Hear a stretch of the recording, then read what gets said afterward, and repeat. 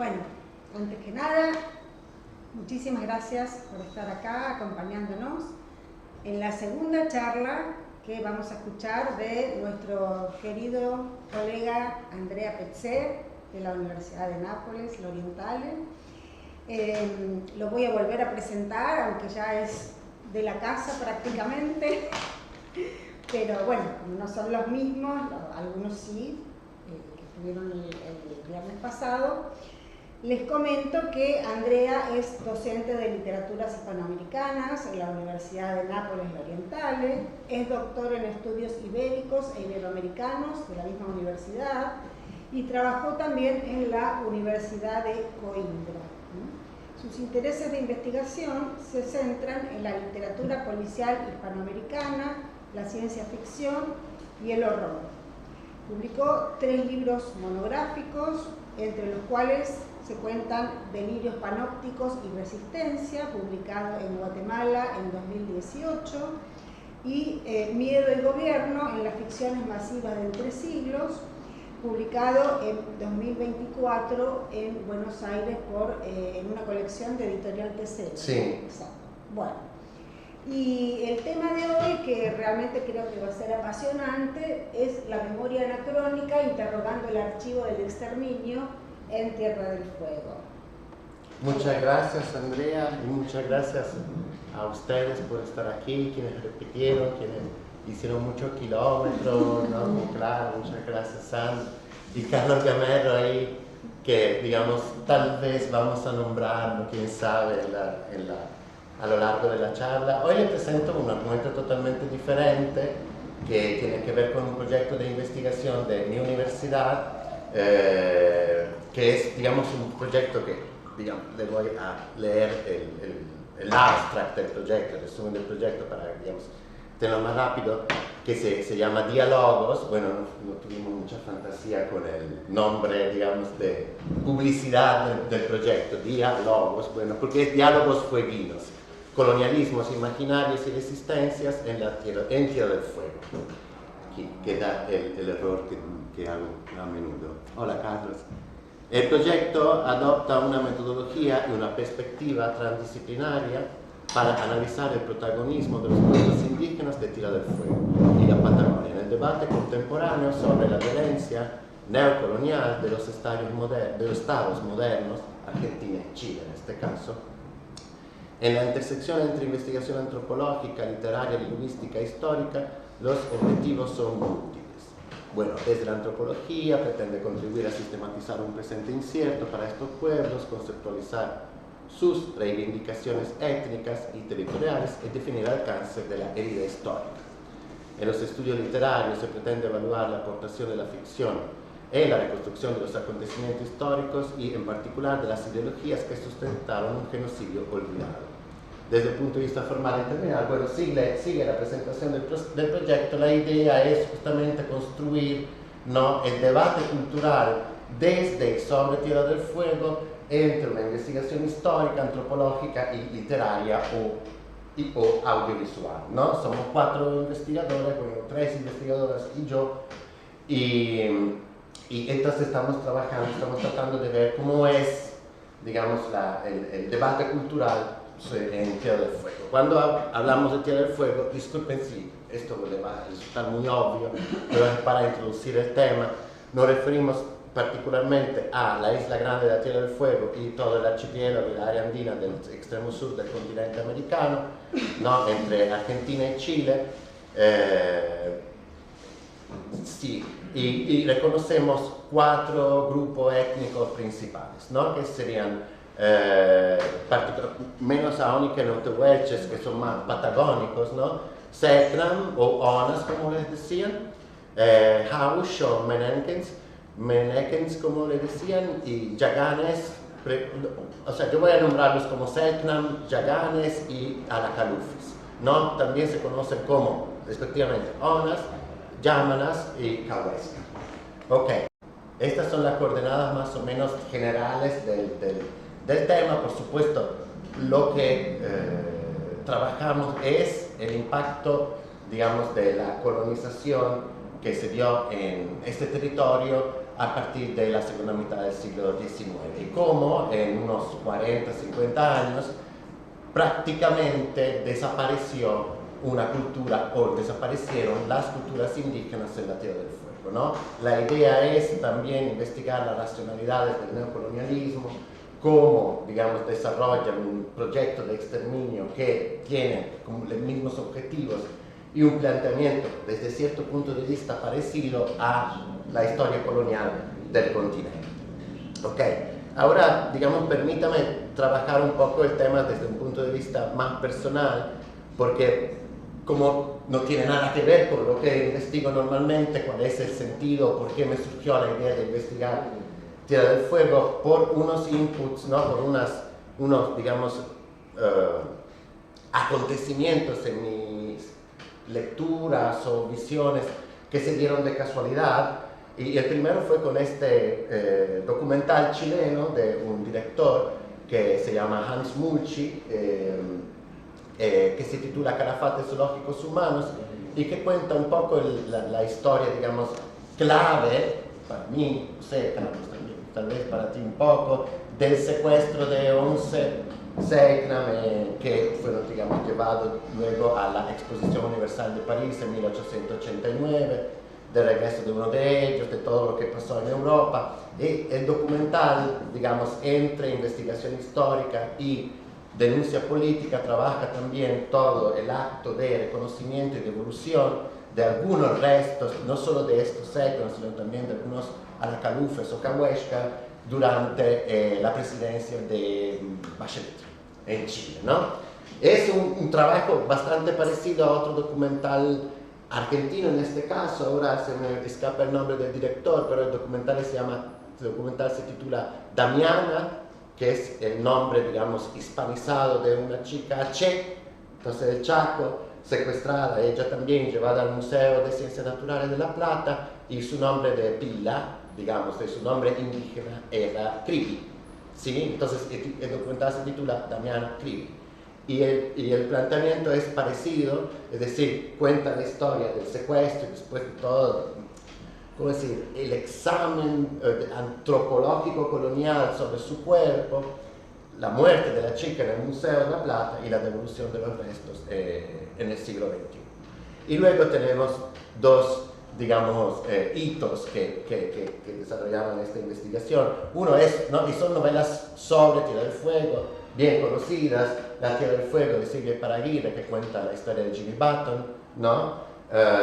Entonces su secuestro era un joven Yagán que fue secuestrado, civilizado en Inglaterra y devuelto después a Tierra del Fuego para que civilizara los demás Yaganes, y después se dio como un motín, un levantamiento por parte de estos Yaganes. De hecho, Silvia Paraguirre en la novela sabrán, interroga el archivo, ¿no?, más o menos ficticio, sobre el acontecimiento y el motín, ¿no?, a través de un narrador que sería un testigo.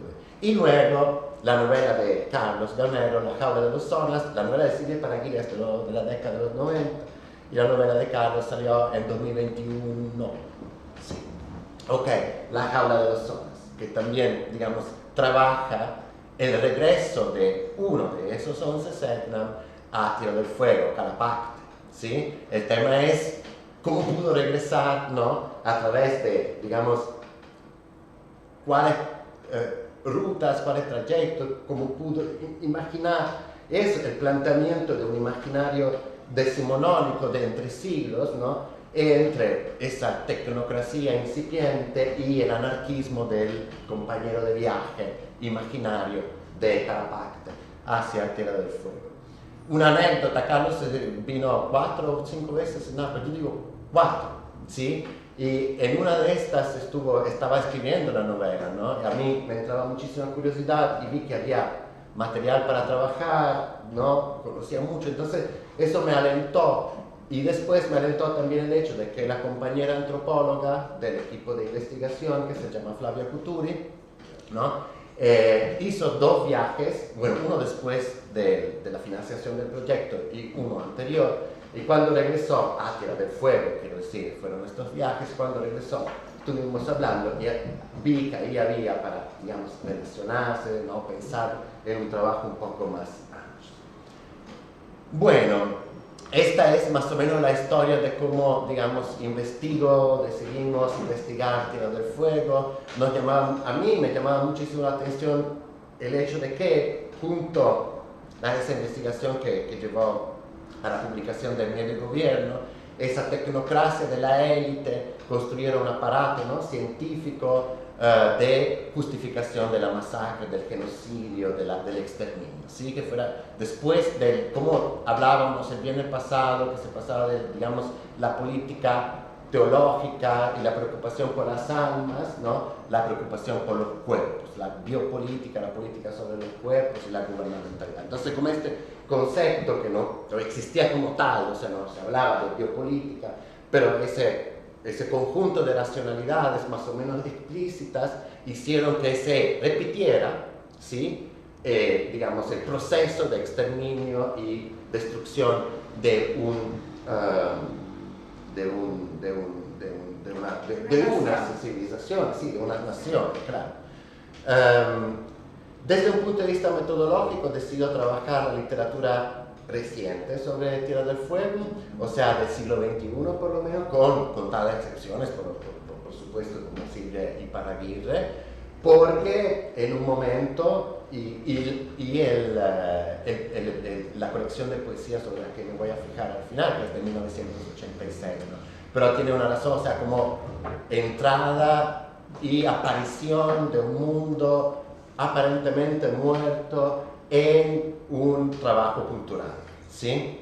Trabajamos, si queremos verlo desde un punto de vista del fantástico, trabajamos con fantasmas o supuestos tales, ¿no? Veremos que no es así.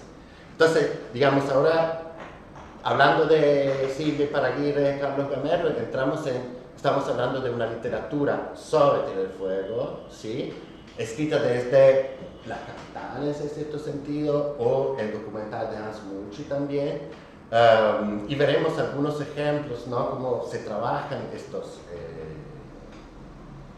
materiales literarios o audiovisuales, y después les hablo un poco de la literatura desde Tierra del Fuego, ¿sí?, para ver cuál es, digamos, el campo cultural, ¿no?, el conjunto, cuáles son las editoriales, un poco lo podemos comentar, y finalmente, como fue la clase pasada, voy a fijarme en una muestra, digamos, de una propuesta literaria poética, en este caso desde Tierra del Fuego. Aquí tengo una bibliografía, la pensé en orden cronológico, ¿sí? Tenemos obras, digamos, muy diferentes entre ellas. Pairó, por ejemplo, la Antártida Argentina, eran crónicas que él publicó en La Nación en 1898, de un viaje a la Antártida Argentina. Antes me hablaba Sabina Manzoni, Marcela Croce, de unos textos de Fray Mocho que no ubico, pero se lo digo así porque, digamos, es confiable, Marcela Croce, por supuesto. Y después Coloane, que es un escritor bastante conocido chileno, ¿no?, Subercaseaux Benjamín, que en 1950 publica una novela sobre Jimmy Button, que todavía no leí, y llegamos a obras más recientes como el chileno Patricio Mann, ¿no?, Galo Ghigliotto, que es su autor del Museo de la Bruma. El Corazón de Contraluz es una novela sobre Julius Popper, que era un ingeniero rumano que llegó a Tierra del Fuego como buscador de oro, ¿sí? Después fue dueño de una estancia, el Páramo, ¿sí?, al norte de la isla grande de la Tierra del Fuego. Y en esta novela se trae a colación también un personaje, una mujer indígena, Selknam, que me está despertando mucha curiosidad. Como ven, la investigación es infiel, ¿no? Entonces estoy buscando pistas, estoy buscando argumentos. La mujer esta era una joven que aprendió alemán, ¿no?, muy lista. Aparece en dos novelas, una es esta, El Corazón a Contraluz, se llama ella Covadonga Ona. Trabajó antes en una estancia de un alemán, Stumberau, ¿sí?, y después con Julius Popper. Esta novela de Galo Ghigliotto yo lo pronuncio así como italiano, ¿no? El apellido es italiano, Guillotto, que es un chileno, en 2021 publica El Museo de la Bruma, que aquí la novela la tengo y la hoja es como un falso museo de los zonas, ¿no? de las poblaciones fueguinas.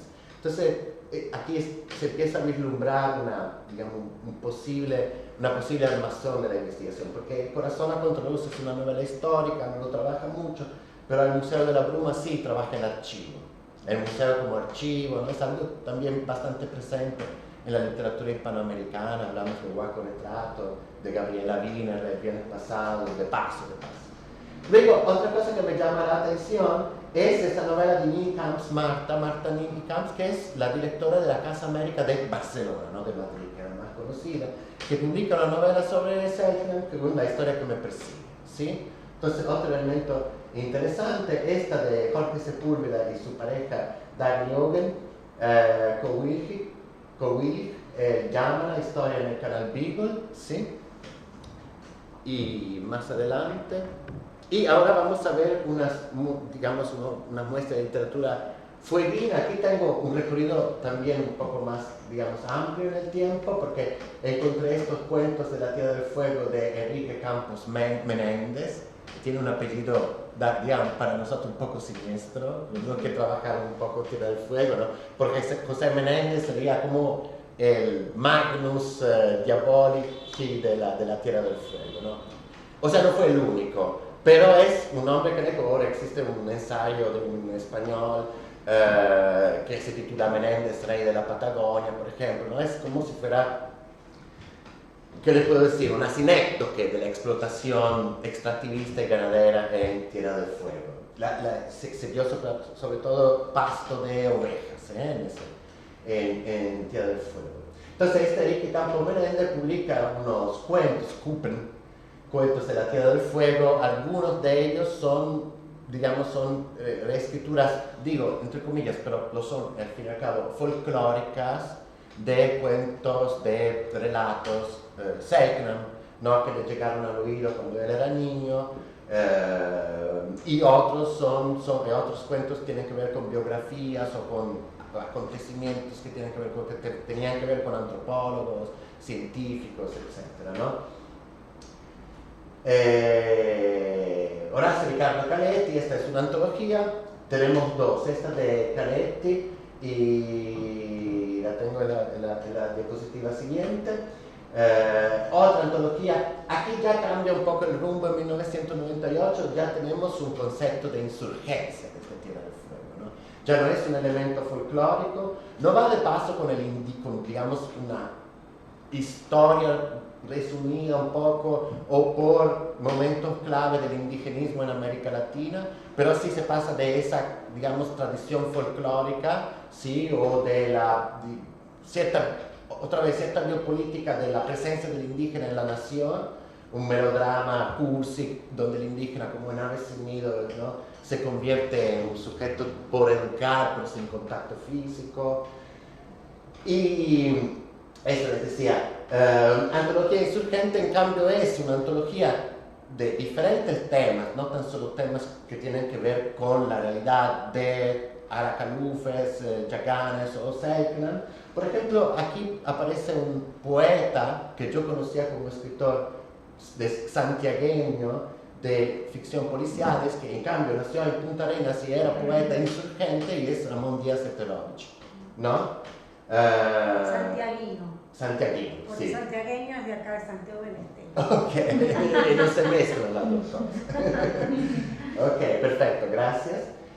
Y después, Cristian Formoso, el cementerio más hermoso de Chile, que tiene algo del título de esa crónica de Mariana Enríquez sobre el cementerio de Punta Arenas, que es el cementerio más hermoso del mundo, y habla de la tumba de José Menéndez, ¿no? Escribe sobre la tumba de José Menéndez en esa crónica de Alguien camina sobre tu tumba. Otra colección de poesía, aquí no, ya tenemos ese elemento de presencia fantasmal, de interrogar el archivo, de interrogar los restos, ¿sí? Que me llama mucho la atención que, digamos, en la medida en que se interrogan los muertos, estos vuelven a aparecer como agentes activos en el marco de la expresión cultural, ¿no? Entonces esa paradoja me llamaba mucho la atención. Después, digamos, tenemos Denis Bernardello, que es también artista plástica. No les dije, esta es una obra de Denis Bernardello, por ejemplo, que reproduzco mejor aquí, ¿no? Es un collage, ¿sí? Digamos una foto de Ushuaia y una sombra, digamos, o media figura con el dibujo corporal típico de los Sek, ¿sí? Particularmente en la ceremonia del Hain, que es la ceremonia más importante de los Sek, en la que introduce a los jóvenes a la vida, a la adultez.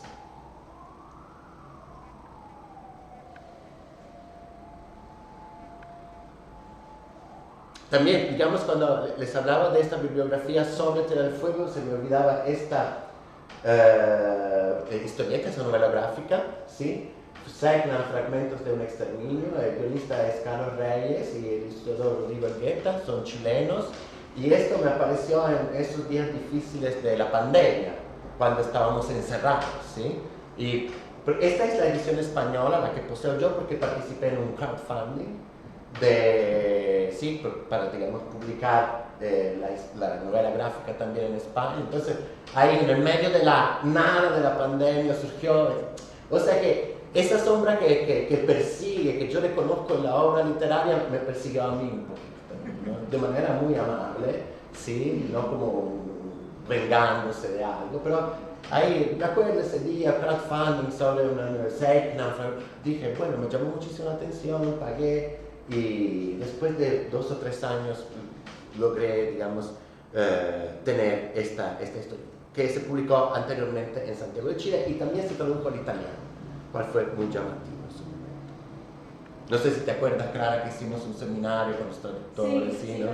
Online, por supuesto. Sí. Y aquí lo vimos, también tenemos, quise, digamos, ponerles también unas obras de arte plástica, Eugenio Guitbo, que es chileno, Baton Plumas, esta es una obra que se expuso hace un par de años en Punta Arenas. Y esto también de Juan Pablo Langlois, Miss Chile Honor, ¿no? Me llama mucho la atención estas mujeres fragmentadas, ¿sí? Con elementos de, digamos, entre el arqueológico y el antropológico. Y les propongo más obra, la de Anaí Lazzaroni, La Parada de la Nieve es una buena contraseña, es una antología de esta poeta de Río Grande, ¿sí? Que murió hace poco. Y Florencia Lobo, que publica, entre otras, Un Fulgor Distinto. Esta se publica en Neuquén. Ella es de la Patagonia y ahora está viviendo en Tierra del Fuego y sería la directora, digamos, de las ediciones culturales de Tierra del Fuego, ¿sí? Entonces, la que más está trabajando en la difusión, ¿no? Y en como la valoración editorial de la literatura desde Tierra del Fuego. De Roberto Santana, que entonces lo tenía que poner aquí porque es de 1998, disculpe, me equivoqué, es otra antología sobre literatura fueguina, bastante, digamos, ¿cómo puedo decir? Que busca coleccionar todo lo que se escribió desde Tierra del Fuego, lo cual a veces es un poco excesivo en cierto sentido. Y esta novela de Pavel Oyarzún, que escribió más novelas y es también el editor de Antología Insurgentes, y entonces él también tuvo un trabajo importante desde un punto de vista, digamos, de difusión de la literatura fueguina. Que es Barragán y que es otra historia que me gustaría investigar, porque Felipe Barragán era un bandido que en la novela aparece como Tehuelche, ¿no? Y en otras fuentes aparece como Selknam. Es un bandido que organiza, digamos, una guerrilla, vamos, ¿no? Acciones de resistencia armada a principios del siglo XX contra particularmente Sturm Rauch y Menéndez, estos dos estancieros de Tierra del Fuego y que tiene un contacto, digamos, desde adentro de la sociedad explotadora de la Tierra del Fuego, de los merengues, etcétera, que es Covadonga Ona. Ok, la relación entre ficción e historia todavía no la trabajé, pero me llama bastante la atención, ¿no? Me gustaría, si me diera tiempo, fijarme en estos elementos. Y finalmente, los testimonios, ¿sí? Les decía, la retórica muy presente, también desde un punto de vista antropológico, lo estuvimos hablando con la antropóloga del proyecto, es la retórica del fin o del último, ¿sí? El fin del mundo, Tierra del Fuego, donde termina el mundo, etcétera, etcétera, pero particularmente todos estos testimonios, digamos, plantean el discurso de la desaparición de unas naciones, de unas culturas, ¿sí? Cristina Calderón, Angélica Calderón y Úrsula Sárraga. Cristina Sárraga publica Quiero contarte un cuento, y son cuentos yaganes. Margarita Maldonado, Entre dos mundos, pasado y presente de los habitantes Secnam House de Tierra del Fuego. Cristina Sárraga, que es la nieta de Cristina Calderón, Memorias de mi abuela Yagán, ¿sí? Que se publicó en Punta Arenas. Y luego ahora el actor, uno de los actores más importantes de, digamos, la valoración y de la de defensa de la cultura de las poblaciones fueguinas es Víctor Vargas Filgueira, Yagán, ¿no? Que publica dos textos que son testimonios, en cierto sentido, Mi sangre Yagán, en 2017, la editora cultural Tierra del Fuego, y Un legado Yagán, que se publica en Neuquén en 2024, ¿no? Aquí tenemos obras de corte más testimonial, ¿sí? Yo quiero dejar constancia de un dato que luego nos va a servir cuando hablemos del caso literario, digamos, que me interesa. Que Víctor Vargas Filgueira en Mi sangre Yagán, digamos, termina la posibilidad, digamos, el testimonio sobre la cultura yagán con la despedida de Martín Gusinde, que era un sacerdote del cuerpo, digamos, de una cofradía menor, ahora no se me viene el nombre, que, digamos, al que le debemos muchos de los testimonios y de las informaciones sobre las culturas fueguinas, incluso muchas fotografías, hasta 1924, ¿sí? Termino a ti, Carlos, porque mi enciclopedia sobre, sí, 24, 23, creo que ese fue en 1924, ¿no? Eran los verbitas. ¿Cómo? Los verbitas. Verbitas, verbo de Cristo, sí, ok, sí, claro. Y se dice que Martín Gusinde pudo observar, ¿no? El último Jaime, aunque después tenemos un trabajo importantísimo de otra antropóloga entre los 70 y los 80 que se llamaba Anne Chapman, que pudo reconstruir un Jaime, ¿no? Que sería como el centro de esta cultura Secnam en este caso, que tiene una, digamos, cosmogonía, una cosmovisión muy interesante. Yo no voy a explicarle también porque, digamos, necesitaría notas, etc. Pero ahí también lo que dije, digamos, el discurso es la retórica del último, del mundo que va terminándose, ¿sí? Y que va terminándose constantemente. Bueno, por ejemplo, eso no quiere ser cotilleo, pero el tema con Cristina Sárraga, por ejemplo, que se habla en Tierra del Fuego, es que ella vive en Alemania, y también como escribe la transcripción de la lengua yagán, que emplea, digamos, esos grafemas de Europa del Este, que se usan, digamos, para las transcripciones del ruso, por ejemplo, ¿no? Que no vienen mucho a cuento, toda una polémica, pero también en Cristina Sárraga existe esa retórica del último. Lo cual, digamos, yo no quiero poner en tela de juicio la retórica del último, sino quiero trabajar con esta retórica, ¿sí? Entonces, este más o menos es la presentación del problema. Y luego les hablo de un poeta de Punta Arenas, chileno, digamos, con nacionalidad, que se llama Juan Pablo Riveros. Es una elección que me da cierta incomodidad y quiero comentarlo al final de la charla. Pero lo digo por unas razones que les voy explicando a medida que avancemos en la presentación de la charla. Nació en Punta Arenas en 1945, sigue vivo. Publica esta primera poesía en prosa en 1980 y luego el texto, digamos, a ver qué voy a fijarme, es de La Tierra sin Fuegos, de la primera edición de 1986, si la ubicamos en el espacio-tiempo chileno, dictadura de Pinochet, ¿sí? Lo cual es llamativo, y después la edición que puse yo es de 2001. Libro del Frío, que tiene también dos ediciones, 2001-2016, Poema del Cosmo, 2011, Picton, 2014 y Aguanieve. Picton y Aguanieve son relatos, cuentos, ¿sí? Ok.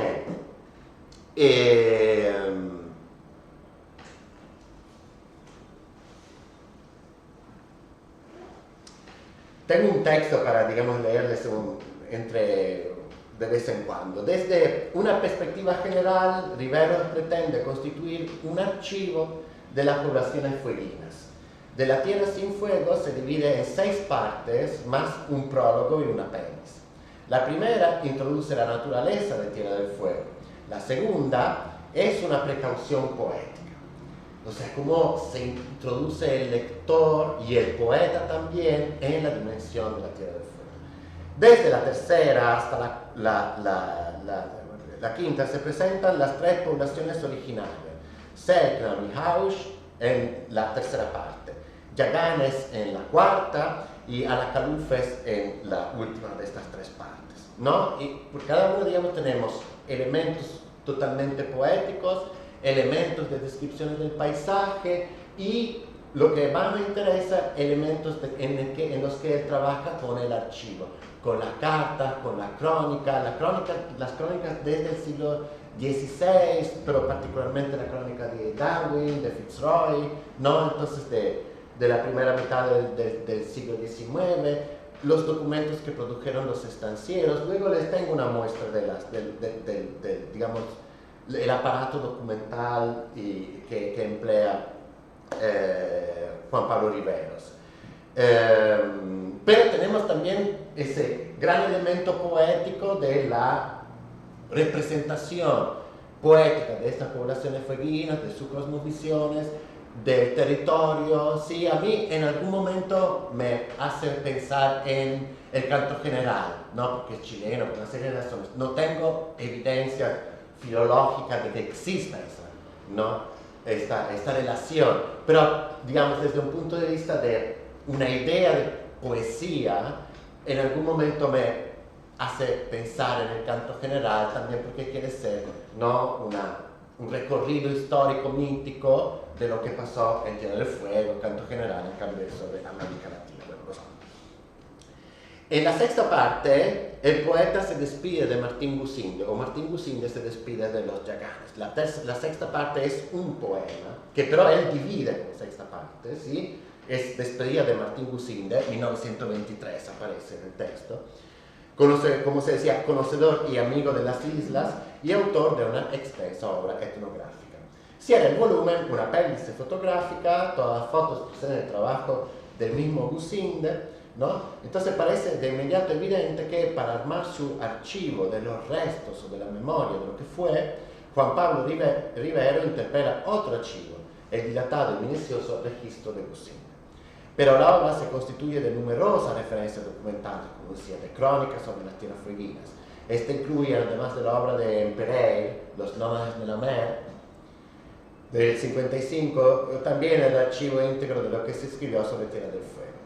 Así que los poemas reunidos en De la Tierra sin Fuegos pueden leerse, yo empleo la edición de 2001, como decía, a partir del archivo como problema, pero como un elemento añadido que problematiza el lugar anacrónico de su interpretación, el acto de resemantización que se desprende de la hermenéutica del archivo, se da en el espacio de una ausencia aparente. el montaje benjaminiano de las piezas parece reducirse a la queja de un mundo muerto, borrado en el anacronismo colonial que relega el tiempo de la otredad a la trampa de la desaparición. Frente a ello, es mi intención definir el anacronismo, o mejor, el doble anacronismo de esta lectura. La recomposición de las imágenes del archivo, imágenes, según Didi Huberman, de procedencia múltiple, icónicas, textuales, orales, como es el caso de, digamos, la introducción de una parte sobre Lola Kiepja,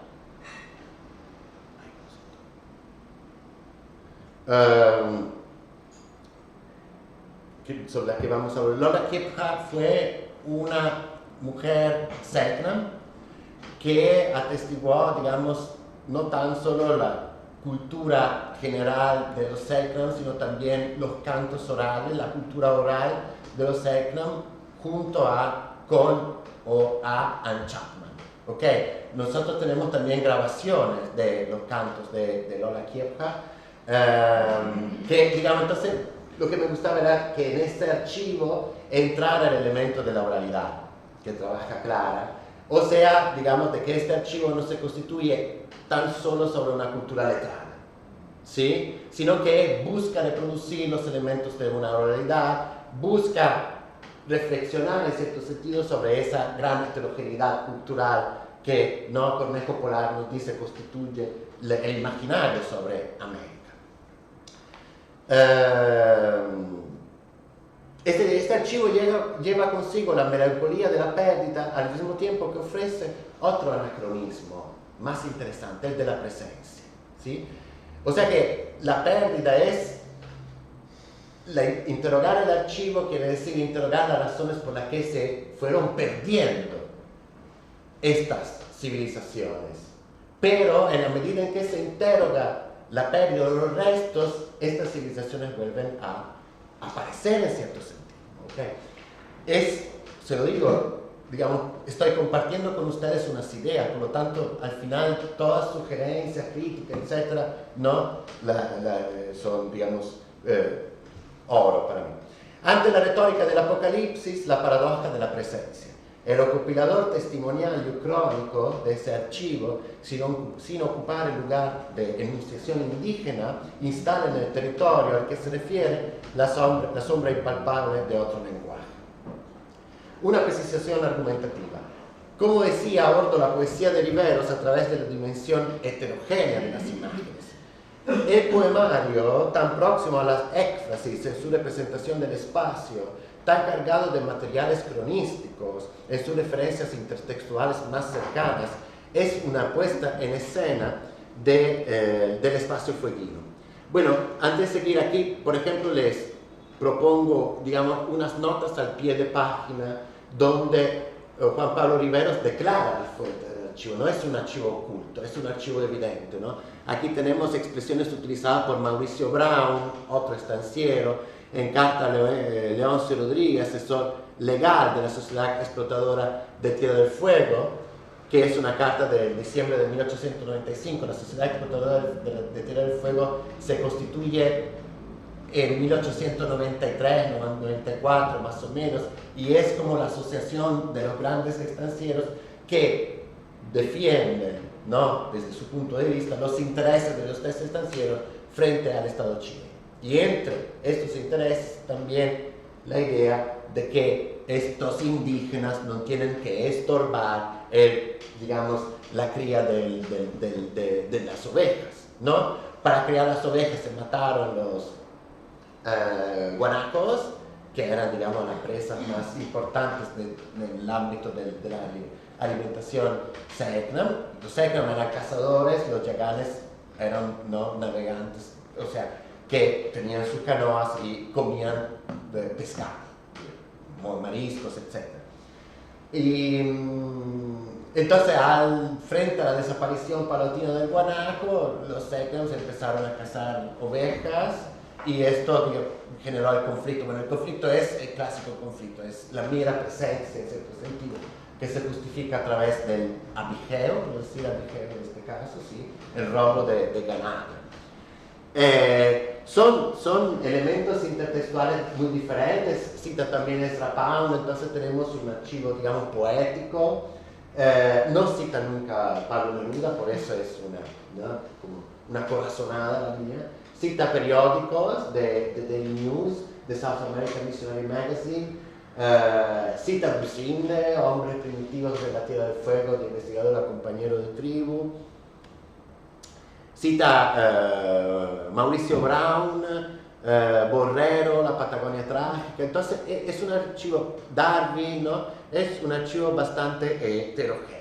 Desde el punto de vista, vuelvo, digamos, después de este paréntesis, de la éxtasis poética, ¿no? Estas imágenes, descripciones de imágenes que Rivero emplea, esta poesía, por ejemplo, dice siempre el mismo paisaje barrido, las mismas tormentas, el mismo corte, la misma espesura del bosque. Tal la lúgubre grandeza, tal la pequeñez. La imagen, decía, en el proceso de transculturación que caracteriza el trabajo documental de Businde, vuelve al final de la obra en la obra de la despedida del etnólogo. Esta es... aquí es Lola Chiepia. Lola Chiepia me dice, yo soy nieve, mi madre viento, mi marido lluvia. En la nota al pie, cuando habla se refiere a Lola Chiepia, dice, una de las últimas sobrevivientes, Segnam. Esta es una nota de Riveros, ¿no? Conoció a Businde y posteriormente colaboró con Anne Chapman. Vivió como aborigen, siendo la última Shon, ¿sí? Que sería chamán, ¿no? Dicho, digamos, de manera muy general, de su tiempo. Aquí la poesía de despedida de Martín Businde, este es el comienzo del poema, que es un poco más largo. Y entonces, dice Martín Businde, partí definitivamente, me separé de aquellos espléndidos hombres como recién salidos de la mano de Temauquén, que sería la deidad más importante de la cosmogonía indígena. Me alejé de la ternura de sus mujeres, de sus formas de vivir. Acaricié por última vez a los niños que me miraron con sus caras tristes. Mancashen, el cazador de sombra, se va, dijo el pueblo. Ok, esta es una reescritura, digamos, aquí lo explica, este es el texto de Businde. A mí me llamaron Man Kitchen, compuesto de man, alma, sombra, imágenes, kitchen, captar, coger. Esto es captador de imágenes, escribe Businde en su texto, porque había reproducido su figura con mi máquina fotográfica, ¿no? En la edición de 1986, de la cual, digamos, se pueden encontrar unos poemas, como una antología en cierto sentido, una recompilación en la red, y afortunadamente este poema, Despedida de Martín Businde, aparece. Juan Pablo Rivero no escribe como es aquí Mancache, el cazador de sombras, escribe el cazador de imágenes, ¿no? Esta variación filológica me interesó mucho. La razón es, digamos, la fidelidad al texto, a la fuente de archivo, el libro de Businde, donde él dice cazador de imágenes, pero también poética, porque la sombra se esfuma, la imagen puede quedar. Las imágenes de Businde quedan, pueden encontrarlas en la red, ¿no? Las sombras, en cambio, se esfuman. Así que me gustó, me pareció interesante ese trabajo con algo que se disuelve, que se pierde. Con la sombra se pierde con el ocaso, ¿no? Puede volver, pero su, digamos, ¿cómo puedo decir? No queda fijada en un material, ¿sí? Ok. Entonces, eso también es una reflexión que hice alrededor de esa retórica de la pena, muy presente en Juan Pablo Riveros, y la paradoja de la reconstrucción, o digamos, la posibilidad de retomar, revivir, hacer revivir un mundo que al mismo tiempo se considera perdido.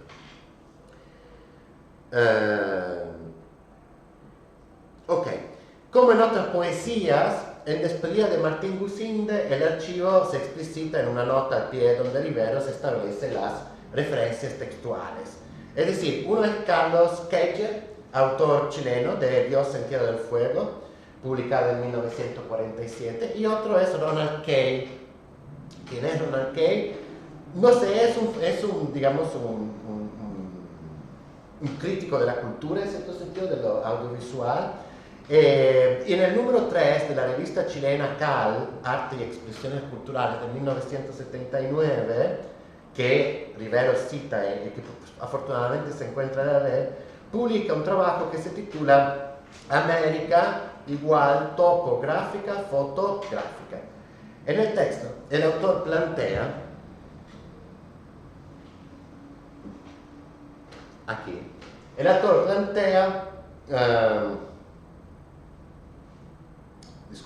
de entrada la grieta producida por la erupción de la técnica en el espacio periférico americano.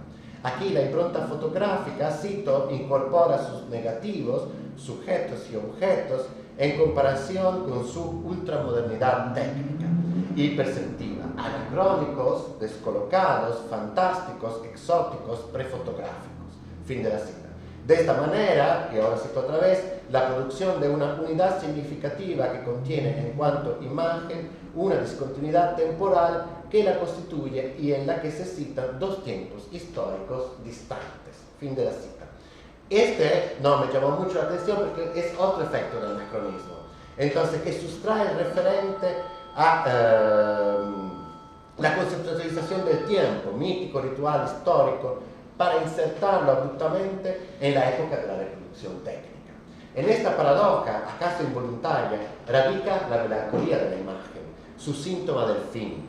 Más allá o más acá de la intención poética, el archivo de Riveros se erige a la luz del anacronismo que le es propio.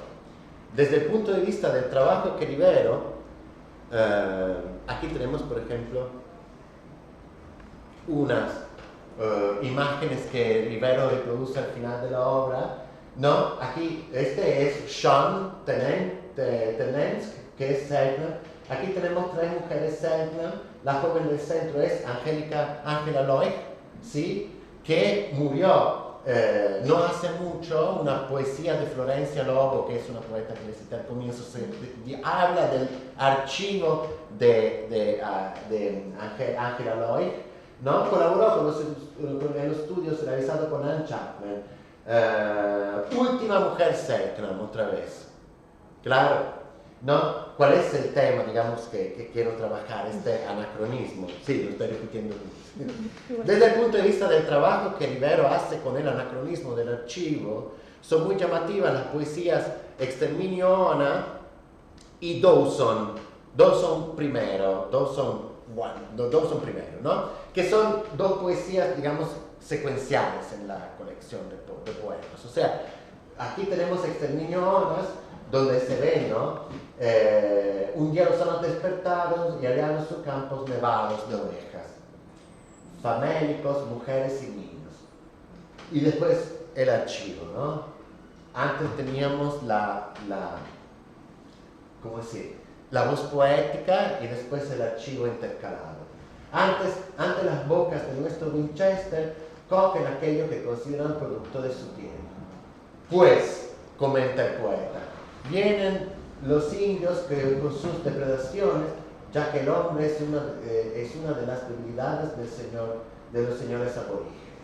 Grandes perros de casa, sueltos. Y la poesía, esta Exterminiona, en un momento pasa, digamos, y innumerables niños zonas muertos a mordiscos. Y después, entonces una camioneta militar nos alcanzó.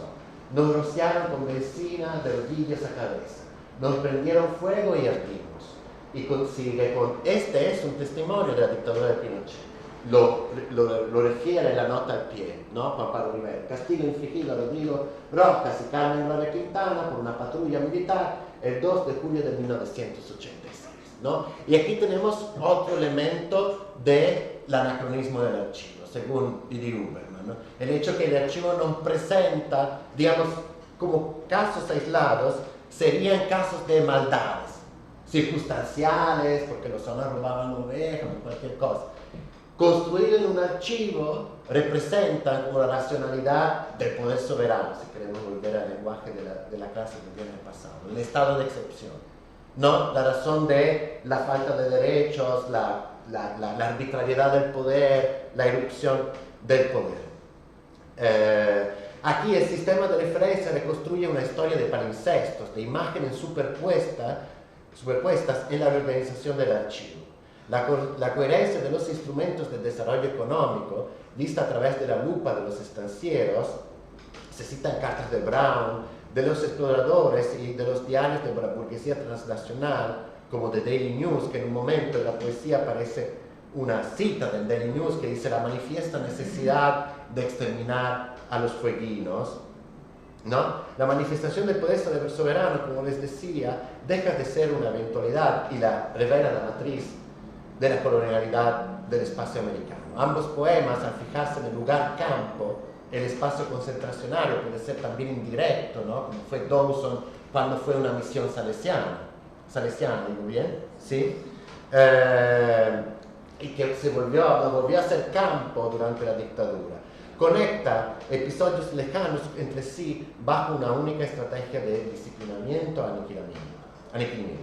Dawson se convierte sin discontinuidad alguna en el montaje poético del archivo, en el centro de detención de la dictadura de Pinochet, y nos propone el anacronismo de las imágenes. O como les decía, aislados entre sí, el exterminio Selknam y la detención de la disidencia política, ambos en la isla Dawson, remiten a manifestaciones circunstanciales del poder y de su maldad. Vinculados en su anacronismo, como más tarde hace o hará Patricio Guzmán, ¿no? En El botón de Nácar, ¿sí? Que también trabaja esa continuidad del lugar de campo, del lugar concentracional, definen un sistema, el paradigma de la expansión de la frontera colonial y extractivista. Según Natalia Tacchetta, esta es una poesía, es una parte de a ritmo catastrófico la muerte resolvió definitivamente el problema de la adaptación indígena. Y en 1911, septiembre, expiró el contrato de la misión en Dawson, con un cementerio de 800 tumbas. Dawson quedó a la espera de algo por venir, ¿no? En 1973. Dice Tarchetta, ¿dónde estaba? Aquí, digamos, tengo una cita más larga que pueden leer. Me fijo en el anacronismo, no viene al historiador para incluirlo en otro modo temporal de historia. El historiador se apropia del anacronismo a fin de obtener un fundamento para su comprensión del presente y con ello transfigurar y modificar las relaciones de causalidad preexistentes entre las diversas imágenes del pensamiento y en la legibilidad de sus acontecimientos. Otras poesías, como Exterminio Ona y Dawson Primera, constituyen un díptico en el que Riveros trabaja directamente el material del archivo, que en palabras de Derrida, yo tengo la edición italiana, lavora sempre a priori contro se stesso, ¿no? El archivo trabaja siempre a priori contra sí mismo, o sea que revela, solo que hay que trabajar, ¿no? En ese sentido. Las poesías son responsables y fragmentos, organizan el anacronismo del material. Una vez más, la reiterada aberración queda implícita en el discurso civilizatorio. En la primera poesía se lee toda la tira del fuego chilena, y aquí el archivo, la mayor extensión nunca antes otorgada a una persona en el país, ¿no? Dice Martínez, que es una carta entre dos estancieros, uno es Mauricio Brown, ¿no? Donde digamos, uno de los dos se asombra al mismo tiempo, pero felicita la extensión de territorio, de tierra que concedió el Estado chileno, ¿sí? Todos los shons, que son los territorios, disculpen, los cielos, ¿no? de los secos, todos los cielos, todos los arwens, estos son los territorios, onas a un solo hombre. Yo jamás habría creído que en este momento en que el gobierno está tan metido en políticas y en un tiempo relativamente tan corto hubiese usted obtenido esa inmensa concesión. otra vez tenemos la fuente documental. Y en un país deshabitado, y aquí la voz poética, ¿no? Con cierta ironía, sí, como es Tierra del Fuego, esta es la pura verdad. La gente aquí, el poeta comenta, sus rivales están rabiosos y picados con usted, como uno puede figurarse. Hablan pestes y se rompen la cabeza para saber cómo diablos ha obtenido usted tantas concesiones casi en pos de la otra.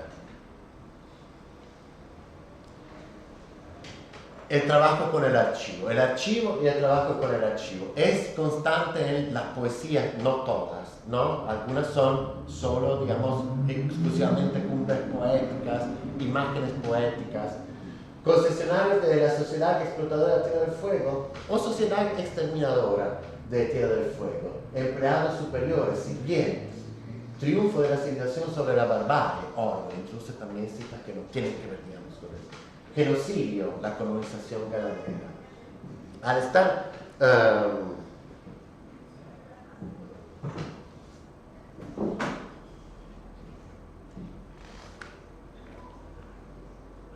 la intervención poética en el documento histórico exhibe el anacronismo fundamental. Según Didi Huberman, al estar frente a la imagen todo cambia, pues es estar ante el contraste rítmico y dialéctico de diferentes temporalidades. Es alejarse de la imitación de lo dado y ponerse ante el enigma y la ambigüedad de una imagen que excede y cuestiona. Esta cita la tomo de Fiscativa Sabogal porque es, digamos, tenía esa traducción española que me servía. Fijarse en el contraste rítmico y dialéctico franquea el paso al poema siguiente, Fragmentos, que se constituye a partir de cita de documentos sacados de presentación elevada contra el presidente de la República por el directorio de la Sociedad Exploradora de Tierra del Fuego, que es una carta fechada entre 1896 y 1897, como no aparece aquí.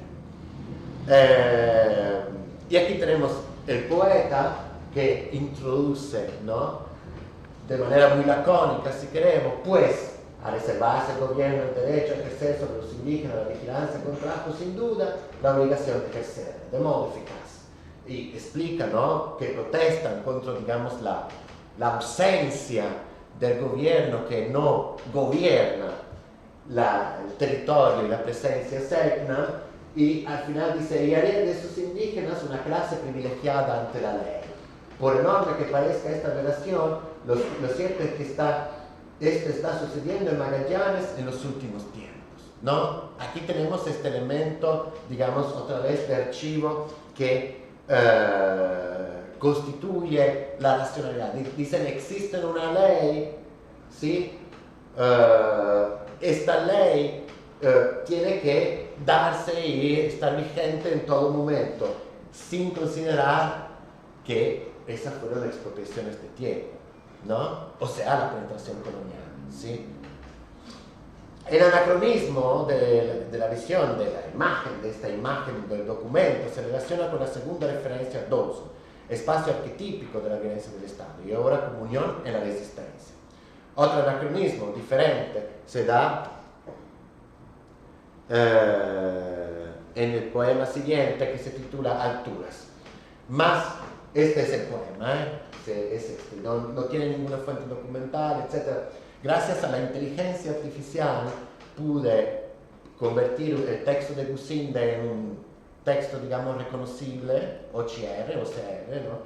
Y pedirle, digamos, referencias parecidas. Me daba las páginas, podía ir a revisar. Entonces fue un trabajo, me hubiera costado semanas hacer este trabajo, ¿no? Encontrar, digamos, eventuales referencias ocultas. No se da tal caso, ¿no? Las referencias siempre aparecen con, digamos, las citas siempre aparecen con la referencia a la fuente. ¿Ok?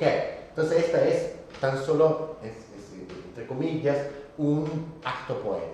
Más vastas espiritualidades, fusiones más amplias y escalones más extensos que alcanzar. Nos esperaban en el altar submarino de las estrellas. ¿Ok? Y aquí tenemos un momento de elegía, en cierto sentido. Existe otra poesía que se titula Despedida, pero no de Gusinde, del poeta, que dice, ahora terminar, os agradezco haberme escuchado. Aquí la despedida es de los Secram, entonces al final de la tercera parte. Y bien atrás el Coyot, que es el hombre blanco, ocupó las tierras que Taillín, por encargo de Tamaukel, estamos hablando de las deidades Secram, distribuyó entre nuestras 39 estirpes. Cada Arwen, o sea, cada territorio familiar, cada territorio poseía un cielo, un Shon, y había 3 cielos. Entonces cada Arwen fue ocupado, cada cielo violado. Y aquí el elemento un poco de luz, porque estas alturas despedidas suenan a elegías, ¿no? Y digamos, la elegía es, en cierto sentido, como una despedida, claro, un reconocer el pasado.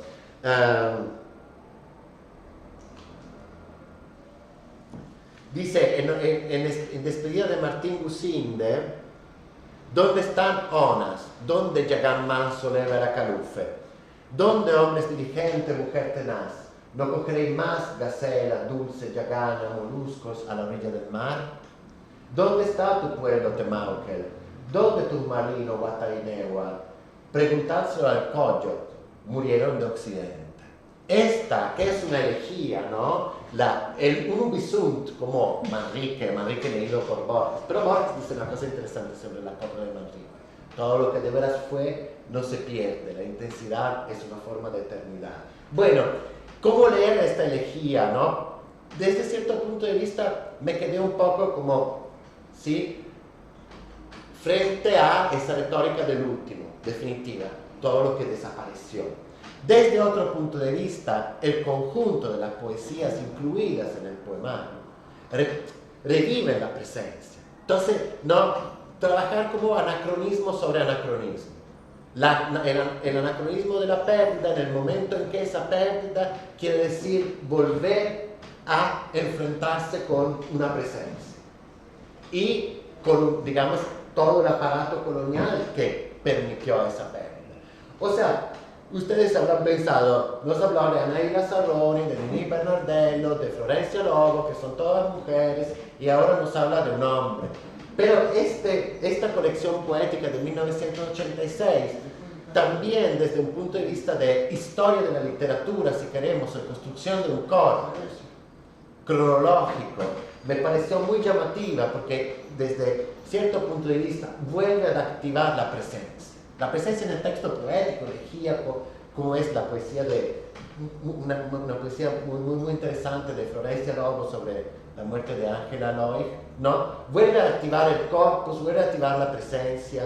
Entonces, el anacronismo del archivo lo trabajo con Didi Huberman, entonces la posibilidad de ese montaje del que hablaba también Benjamin, ¿no? En Passagenberg.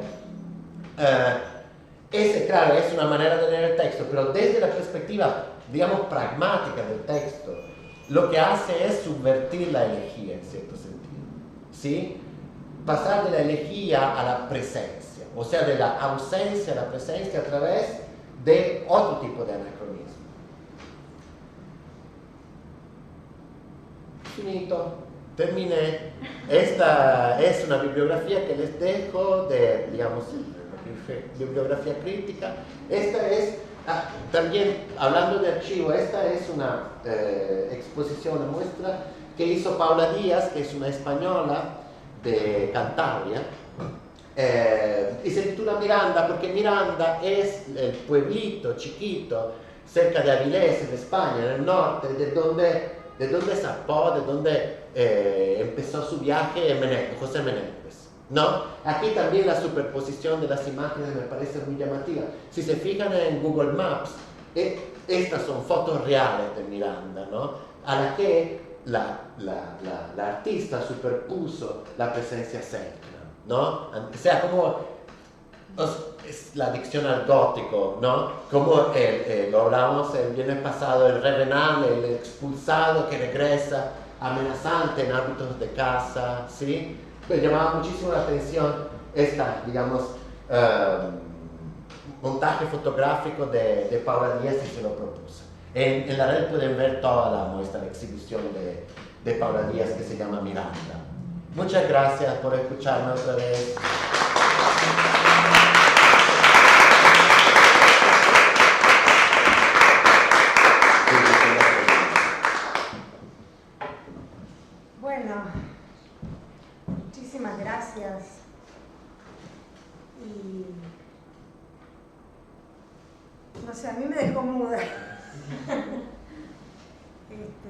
Y sobre todo, bueno, me impresionó mucho el final de ese poema, Murieron de Occidente. Sí. Porque, por un lado, bueno, es una síntesis perfecta, pero por otro lado, Occidente es morir, o sea, murieron de muriente, algo así, ¿no? Claro.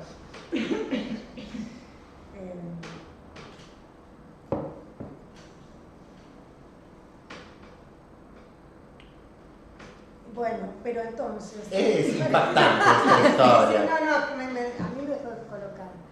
Pero me pareció muy interesante justamente el trabajo de montaje con el archivo. Y aprovecho para preguntarte, ya que me eximiste de la pregunta, que en realidad se encargaba, me había encargado que le haga una pregunta. Quería dejar constancia de la razón por la que había elegido un nombre entre tantas mujeres que escribieron poesía desde Tierra del Fuego, ¿no? Es porque me introduce el discurso. Este proyecto empezó hace poco y no, fue, digamos, como clave para pensar en el proyecto y pensar la lectura de la poesía, disculpa si te interrumpo, desde Tierra del Fuego, ¿no? Porque Juan Pablo Rivero le decía, el movimiento fue también personal, no logro desvincular, que es algo que hago de manera, qué sé yo, tal vez un poco cínica, no logro desvincular el impacto que tiene esa lectura, ¿no? Con la idea de trabajarla. O sea, desde el principio, desde ese documental, Calafate Zoológicos Humanos, el impacto emotivo me animó al principio seguir buscando de vez en cuando, ¿sí? Y después a armar un proyecto de investigación. Disculpa si me hice una pregunta. No, nada. No, la pregunta que te quería hacer era si el resto del corpus que nos trajiste, digamos, la lista sobre Tierra del Fuego, ¿existe también ese diálogo con el archivo o directamente no? En muchos casos sí, sí. La novela de La Jaula de los Zonas es un extenso archivo, ¿no? Es un archivo de Occidente porque transcurre, digamos, entre científicos, antropólogos, ejecutivos, Pullman en Norteamérica, ¿no? Entonces pensar esa muerte de Occidente, pensar cómo actúa, ¿no? Occidente mientras tanto, ¿sí? ¿Qué está pensando, qué está elaborando, cuáles son las categorías que justifican las jerarquías raciales, etc.? No todas estas obras trabajan en el archivo. Yo me refería, ya sé, pero que me refería puntualmente a la poesía. No todas trabajan en el archivo, no. Todas trabajan en la ausencia, de alguna forma, sí. Digo todas las que leí. Sí. O los restos, lo que queda, ¿sí? Es el elemento más, digamos, presente en esta literatura. Digo, la literatura sobre Tierra del Fuego sí trabaja más el archivo, ¿no? No solo porque en muchos casos, digamos, en muchas circunstancias son novelas históricas, sino porque también, ¿cómo puedo decir? Interrogan el archivo íntegro de Occidente, que pasa en Occidente mientras se da todo esto. Creo que un dato, no nombraste una novela de Eduardo Belgrano Rauso. Porque no la conozco. Sí. Ah, Entonces, se llama Fuegia. Ok. Yo también apunté para... Ya tenés más tarea. Ok, si no, ese era el objetivo, ¿no? Esa es del 91. Sí, Ok. Sí. una de las Sí, primeras. ¿no? sí. Después tiene otra que trabaja sobre el Estrecho de Magallanes, que es una novela juvenil que se llamaba El náufrago de las estrellas también, que tiene algunos temas afines, ¿no? Del 79. Pero evidentemente le interesa mucho el tema. Me quedé pensando en esto de las ausencias que decías, Andrea, y quería preguntarte si en todo este corpus en algún momento cobra importancia la presencia, digamos, de estas culturas hoy, porque no es, digamos, es imposible pensarlas extintas, quiero decir, ¿no?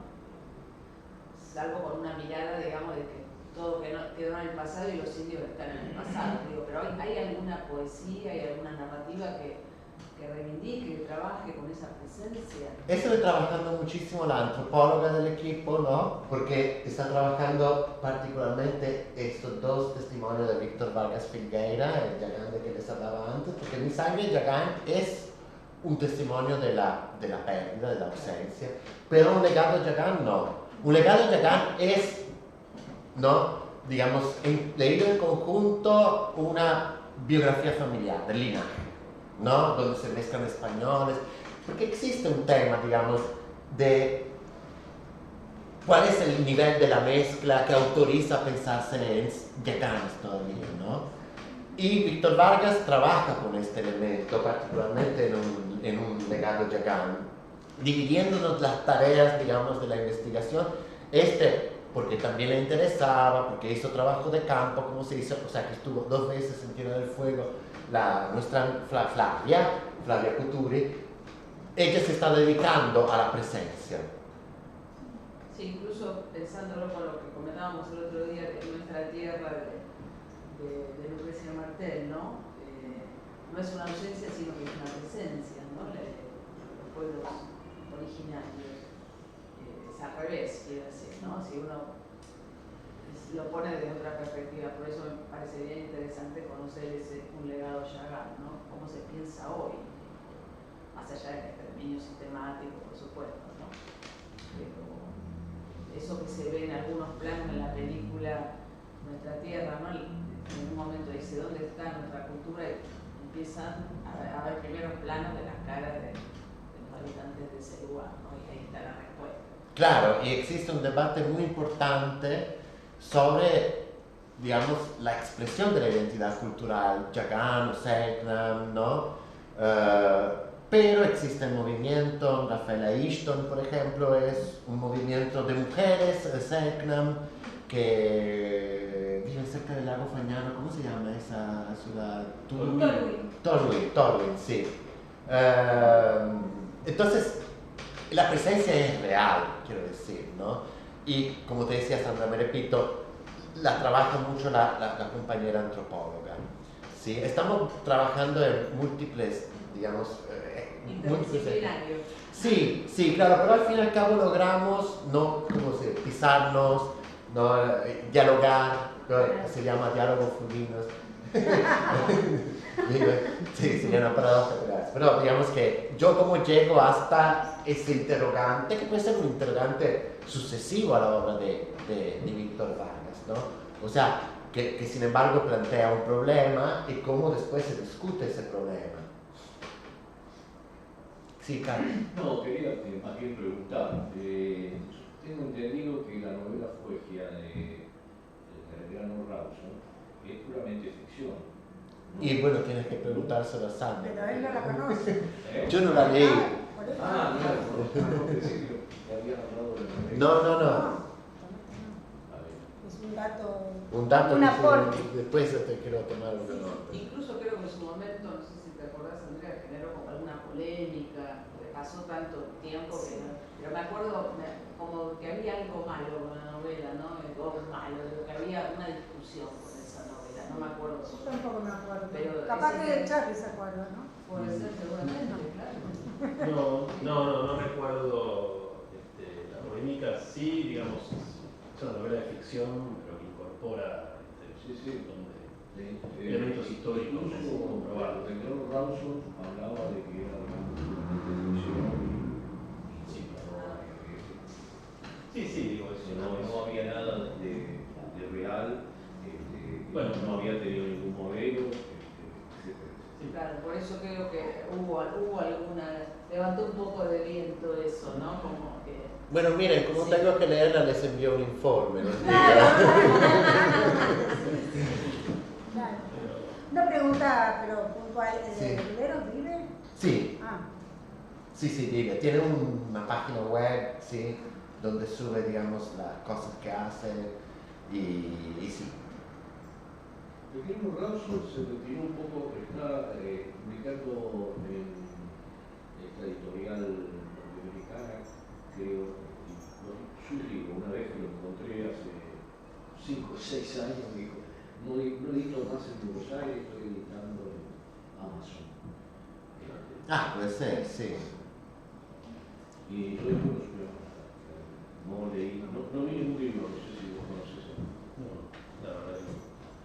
Esa novela Estoy buscando, no sé dónde la leí. No, fue muy bueno. cierta Sí, resonancia. sí, sí. Buena, muy buena novela. Bueno, ahora te lo Mm. Sí, no, después lo bueno, a ver, sí, ¿Otra pregunta? claro. Bueno, muchas gracias por la presentación, Sí, muy claro, por estar aquí. espectacular, Sí, la verdad que muy iluminadora. gracias.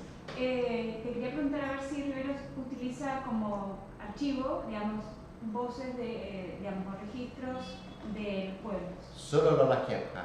Ah, solo los... Sí, sí, me fijé. A través de De Chapman. Chapman, sí. Ah, Sí, no voces, digamos, o sea, tal vez ese discurso sobre la oralidad era un poco como, ¿saben? No, pero incorpora en un momento esa oralidad. No hablo de la oralidad de la poesía, por supuesto, pero como, digamos, testimonio oral es el Lola Kiepa, puntual, sacado de Anne Chapman. bien. Sí.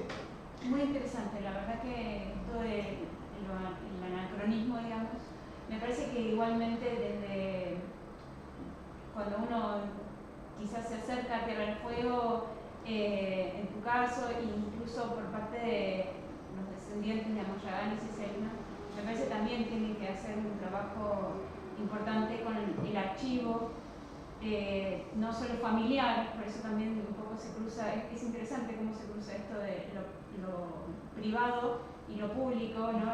Aquello que está publicado y aquello que está dentro del recinto familiar, cómo eso tiene que cruzarse sí o sí para poder recuperar un montón de situaciones, o sea, para decir presente, ¿no? Claro, Para decir claro, hoy. sí. Me parece súper interesante la figura del anacronismo como la